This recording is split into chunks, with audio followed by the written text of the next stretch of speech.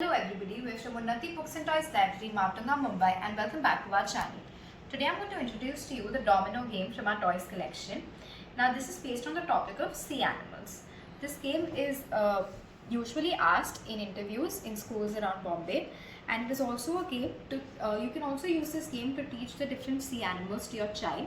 So basically how you start with playing the domino game is first place any one piece over here. The child has to look at the last picture on that piece, which in this case is a fish. So the child will match the fish in a zigzag pattern. Then the next picture is a dolphin. So the child will then match the dolphin to the dolphin. Then the crab to the crab, the octopus to the octopus, the whale to the whale,